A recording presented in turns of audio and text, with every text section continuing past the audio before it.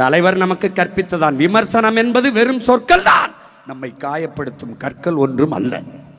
15 வருஷமா ஒரே டைலாக், சொற்கள் தான் கற்கள் இல்ல. 15 வருஷமா எவ்வளவு கல் தான். அதாவது விமர்சனமா, எலெக்ஷன்ல தோத்தது விமர்சனமா, தோத்துட்ட அசிங்கம் இருக்கு, ஆனா அதை மறைக்கிறதுக்கு விமர்சனங்கள், சொற்கள், கற்கள். 15 வருஷமா ஒரு சில டைலாக், இந்த சொற்கள், கற்கள், முயற்சி, பயிற்சி, என்ன கரும. அது இல்லாம கை தட்டி விட வைக்கிறது, இது மாறாது. அப்புறம் வா அப்படின்றது என்ன இது, அப்புறம் மூக்கு நோன்றது, மூக்கு மூடிய பிச்சு போறது.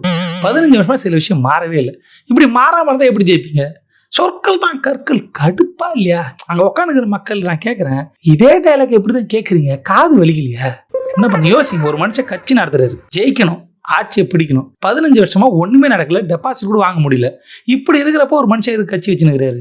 எதுக்கு வச்சுக்கிறாருன்னா அப்புறம் திறன் நிதி வாங்கி ஓட்டணும் இல்லை. இப்போ இவனுக்கிட்ட இப்படி பேசாத நான் கற்கள் சொற்கள்னு அவனை தான் நம்புறான்லே. கற்கள் சொற்கள் தாங்க, திறன் நிதி வச்சிங்க. அடுத்த மீட்டிங் நான் பார்த்துக்கிறேன். மரத்துக்கிட்ட பேசுங்க, காத்துல பேசுங்க, கைத்துல பேசுங்க, வயிற்றுல பேசுங்க. முடியல. அவனுக்கு ஒரு ராகம்னா இவரு ஒரு ராகம்.